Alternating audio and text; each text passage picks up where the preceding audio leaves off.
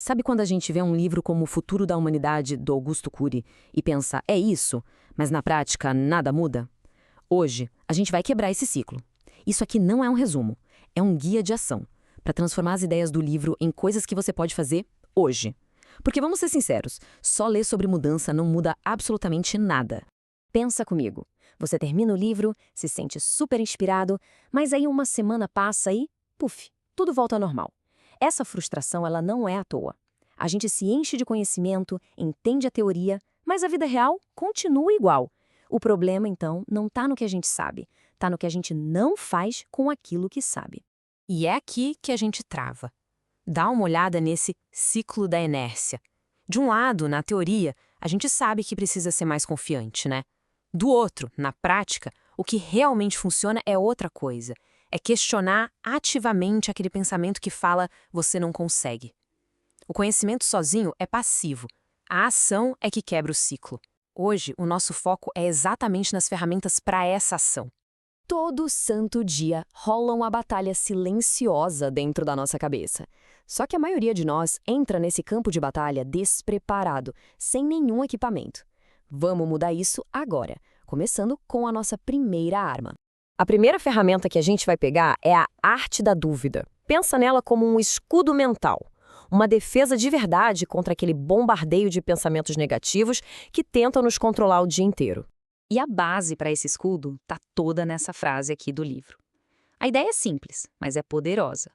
Se a gente acredita num pensamento de eu não consigo, ele vira nosso chefe. Agora, se a gente acredita na nossa força, é ela que nos guia. No fim, nossas crenças são as nossas algemas ou as nossas asas. Tá, mas o que é essa arte da dúvida na prática? É bem simples. É parar de aceitar qualquer pensamento que aparece na cabeça como se fosse uma verdade absoluta. É uma técnica para a gente confrontar ativamente aquelas vozes internas que tentam nos colocar para baixo. E como é que a gente usa isso no meio do caos do dia a dia? São 3 passos. Primeiro, pega o pensamento no pulo. Tipo, eu não sou bom o suficiente para isso. Segundo, mentalmente, com firmeza, você diz, duvido. E o terceiro passo, você questiona.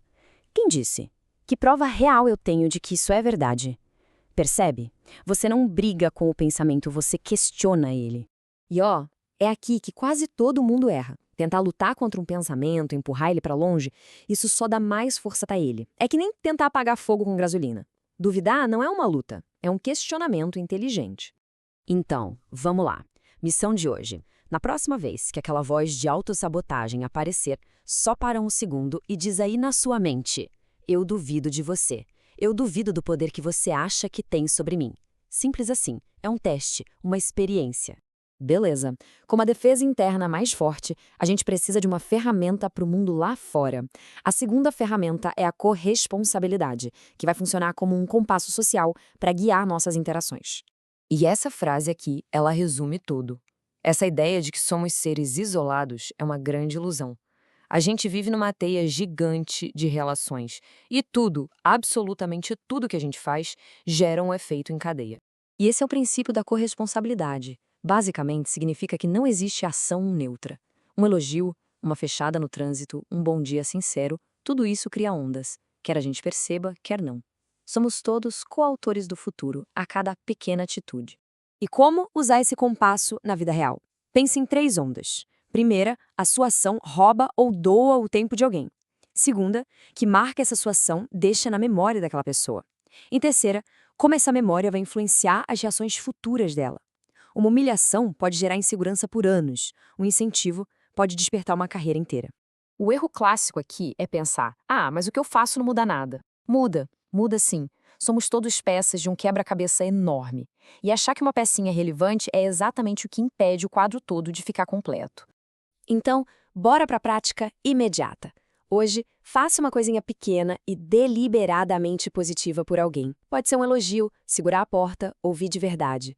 E depois, para um pouquinho e só visualiza essas 3 ondas se espalhando. O tempo que você doou, a memória que você criou e a reação em cadeia que isso pode gerar. Agora, a gente vai para a ferramenta final, e essa é a mais transformadora de todas. Se tornar o autor da sua história. Pensa nisso como uma armadura emocional, não para se fechar para o mundo, mas para proteger o seu centro de comando interno. Essa frase do Goethe, que está no livro, ela diz tudo. É a essência dessa ferramenta. Saber o que fazer não serve para nada. Querer mudar é só o comecinho.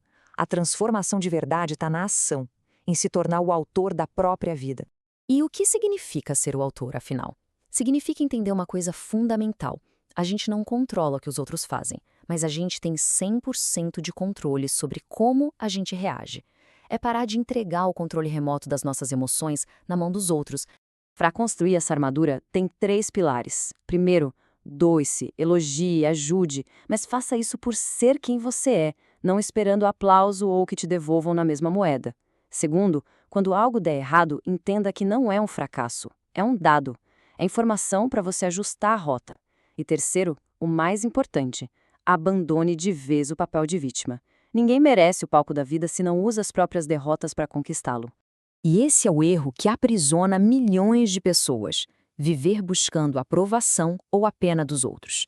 Quando a gente faz isso, a gente se torna um personagem secundário na nossa própria história, sempre dependendo do que os outros vão pensar ou dizer. O desafio prático aqui é o seguinte: na próxima vez que alguém te decepcionar, te frustrar, antes de qualquer reação, pausa, respira fundo e afirma mentalmente: a ação foi externa, a minha reação é minha escolha. Isso devolve o poder para você na hora. No fim, tudo se resume a essa frase poderosíssima: a nossa mente é um palco. A gente pode ser só um espectador passivo, um ator que só segue o roteiro dos outros, ou a gente pode assumir a cadeira de diretor. A liderança mais importante da vida não é sobre os outros, é sobre si mesmo. Então, para a gente sair da teoria e ir para a prática, tipo agora, o plano de ação é este. Hoje, só por hoje, faça essas 3 coisas. Primeiro, use o escudo mental e duvide de um pensamento que te limita. Segundo, use o compasso social e reconheça as ondas de uma pequena ação sua. E terceiro, use a armadura emocional e escolha conscientemente a sua reação a algo que acontecer. A grande questão não é qual ferramenta é a melhor, mas qual delas você vai colocar em prática hoje. A mudança de verdade não começa amanhã, ela começa com uma única ação agora. Comenta aqui embaixo qual desses 3 passos você vai aplicar ainda hoje. Bora começar a reescrever essa história.